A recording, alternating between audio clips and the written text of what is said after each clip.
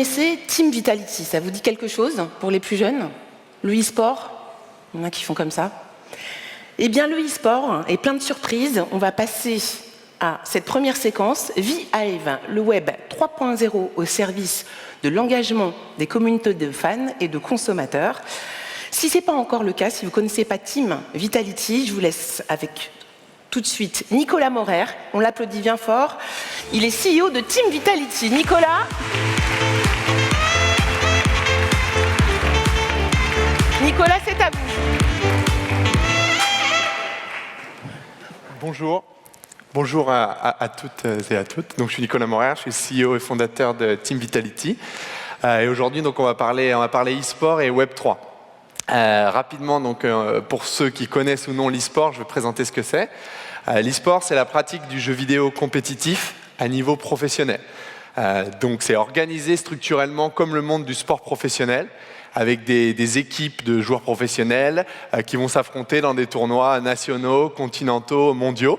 Et ça se passe dans des arènes, dans des stades. Voilà, on a pu avoir, par exemple, l'accord hôtel pour la finale des championnats du monde de League of Legends en 2019 à Paris. On a pu avoir la finale des Worlds de League of Legends dans le stade olympique à Pékin. Et on aura annoncé récemment par Emmanuel Macron le Major Counter-Strike, encore une fois, à l'Accor Arena, en 2023. Donc c'est des grandes compétitions qui réunissent une grande audience, notamment en ligne, avec des dizaines, centaines de millions de spectateurs pour les plus grands événements. Et dans tout ça, Team Vitality est le leader français. Ça veut dire quoi? Ça veut dire qu'on est un club multigaming. On peut voir les jeux sur lesquels on participe en bas de l'écran. Donc, par exemple, pour les plus connus, League of Legends ou Counter-Strike.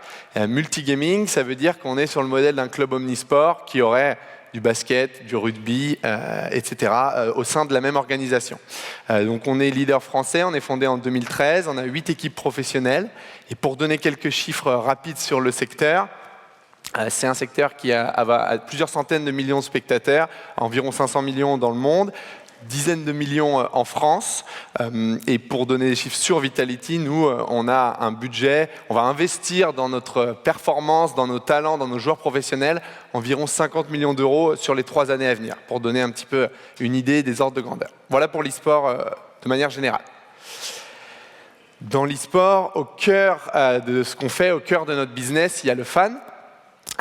Dans une équation assez simple, on a besoin de nos fans pour exister et pour développer, pour croître et pour monétiser. Comment ça se passe? Plus on va performer, générer de la performance, remporter des grandes compétitions, et plus on va avoir un marketing efficace, savoir engager nos fans, créer les bons axes de storytelling, plus on va pouvoir réunir de fans engagés.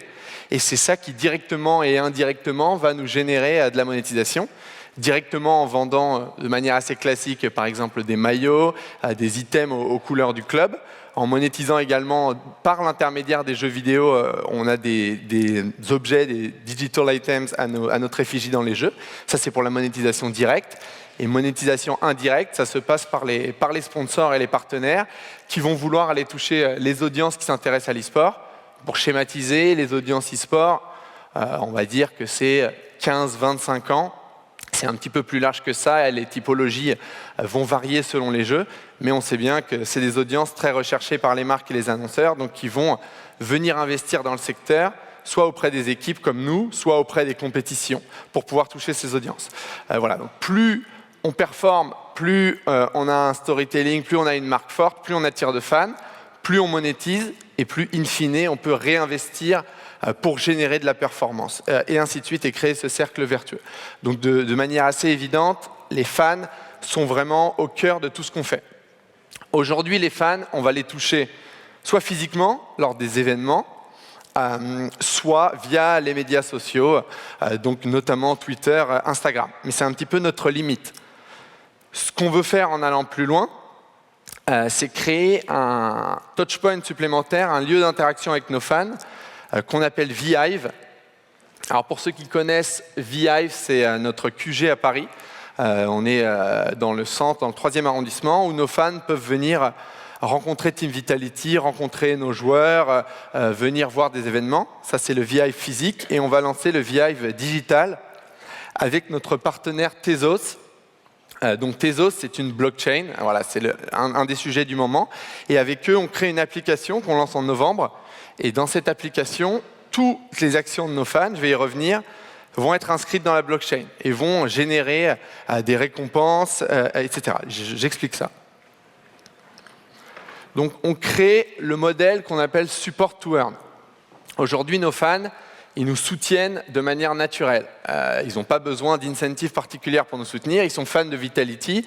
Ils vont regarder les matchs. Ils vont consommer du merchandising. Ils vont interagir sur les réseaux. Ils vont soutenir le club. Ça, ils le font déjà. Ce qu'on veut, c'est récompenser cet engagement. Alors voilà, donc ça c'est ce que j'évoquais, ce support. On va également dans l'application ajouter des quêtes, donc de manière spécifique pour un événement donné. Par exemple, nos fans, s'ils vont retweeter un certain nombre d'éléments, ils vont acheter le maillot spécifique d'un événement. Toutes ces actions-là, qu'elles soient génériques, habituelles sur le long cours ou ponctuelles, elles vont être enregistrées dans l'application et ça va donner lieu à des récompenses. Des récompenses d'abord sur un système de gamification, donc on va avoir des rangs que les adeptes de gaming connaissent bien. On va être bronze, silver, gold, platinum, etc. Donc on va gamifier et donner envie à nos fans de continuer à interagir avec nous. Donc différents rangs, différents niveaux. Et puis un peu plus loin, on va leur donner des récompenses tangibles, soit digitales, sous forme de NFT, sous forme de rewards digitaux, de profil picture, de créations qu'ils vont pouvoir utiliser sur les réseaux pour soutenir l'équipe, et même de rewards physiques et tangibles. Ça peut être du merchandising, des places pour les événements ou ce qu'on appelle les Money Can Buy Experience. Donc ça va être venir s'entraîner, suivre un entraînement de notre équipe à Berlin pendant une semaine, venir en loge, voir une grande finale, etc. Donc plus les fans vont interagir avec le club, plus ils seront récompensés. Donc ce qu'ils font déjà, leur soutien naturel va être récompensé encore plus. Et on veut donc, en faisant ça, booster l'engagement et booster la fidélisation avec nos fans. En plus de ces mécaniques-là, on veut donner de la valeur supplémentaire à nos fans. D'abord, ça va être sous la forme d'une identité digitale, ce qu'on connaît bien dans le gaming. On va avoir notre avatar. Ben là, c'est la même chose. Dans l'application, les fans vont avoir leur avatar qui représente leur identité de fan, avec un style customisable, avec les rewards digitaux qu'ils vont pouvoir gagner. Ils vont pouvoir l'équiper. Et via leur niveau d'interaction, ils vont pouvoir développer ça et mettre en avant cette identité numérique et cette identité digitale. Également, c'est important pour nous et pour nos fans d'avoir un aspect communautaire. Comme je le disais, nos fans et nous, on se retrouve sur des médias sociaux divers, mais on n'a pas un lieu propriétaire où le fan peut se dire « c'est là que j'exprime mon soutien à Vitality, c'est là que je viens tous les jours voir les nouvelles du club, parler avec mes homologues, avec les différents clubs de supporters, etc. » Donc ce qu'on crée avec VHive, c'est cette appartenance à une communauté. On veut amplifier ce sentiment-là et on veut au final, apporter encore plus de valeur à la relation qu'on a à nos fans, à la relation qu'ils ont entre eux, avec notamment des missions collectives. Ils vont tous ensemble devoir remplir des quêtes. Et ça, au quotidien, on pense que c'est ce qui crée la différence. D'abord, pour nos fans existants, ça va booster leurs sentiments et leurs relations et leur rapport et leur amour pour le club, mais aussi pour des fans nouveaux qu'on ferait rentrer parce qu'ils adorent un joueur professionnel, parce qu'ils adorent une équipe, ils vont rentrer dans l'écosystème Vitality et tout notre enjeu, c'est qu'ils y restent et qu'ils se passionnent, qu'ils interagissent au quotidien. Et in fine, ça crée de la valeur non seulement pour nous, Team Vitality, mais aussi pour nos partenaires, parce qu'avoir une masse de fans engagés, extrêmement ciblés, avec des datas extrêmement précises sur eux, puisqu'ils sont dans notre application et dans notre système, ça a énormément de valeur pour toutes nos marques partenaires. Voilà, donc ça c'est ce qu'on développe avec notre partenaire blockchain Tezos. Ça sort en novembre, on a déjà commencé à faire des premiers drops de NFT, d'avatars qui ont été très bien reçus par nos fans. Les enjeux à venir, il y en a deux principaux. D'abord, on essaye de résoudre ce que font beaucoup de clubs de sport ou les problématiques auxquelles ils sont confrontés. Comment on peut augmenter la monétisation par fan et aller plus loin via la monétisation directe. Notre pari, c'est de créer ce lieu qui doit progressivement devenir le lieu de rendez-vous des fans avec l'équipe. On sait que ça va prendre du temps, ça va être des nouvelles habitudes. C'est pas facile de sortir de sa routine habituelle, d'aller voir les news sur Twitter, d'aller consulter les vidéos de l'équipe sur YouTube. On veut aller plus loin en créant ce lieu centralisé Et en fait, pour nous, c'est la première brique. Plus on va avoir de fans dedans, plus on va pouvoir construire de features, plus on va pouvoir créer de moyens d'interagir avec les fans. Donc c'est un pari sur l'avenir. On investit lourdement pour faire durer cette application pour les 10 prochaines années. Voilà, on parlait d'horizon de temps un petit peu lointain. Nous, on se projette très loin. Voilà, et on sait qu'on pose là la première pierre. Et le deuxième élément, c'est l'identité virtuelle des fans. C'est intéressant de se dire qu'ils vont pouvoir la développer, vont pouvoir la customiser et plus loin l'amener dans des métaverses. Alors c'est encore tôt pour savoir quelle forme ça prendra exactement, quel type de métaverse, voilà, mais c'est hyper important pour nous d'être pionniers et innovants sur ces enjeux-là. Voilà, donc avec Vihive, on veut poser cette brique-là et développer la relation aux fans et la réinventer et la renouveler pour les dizaines d'années à venir. Voilà, merci à tout le monde.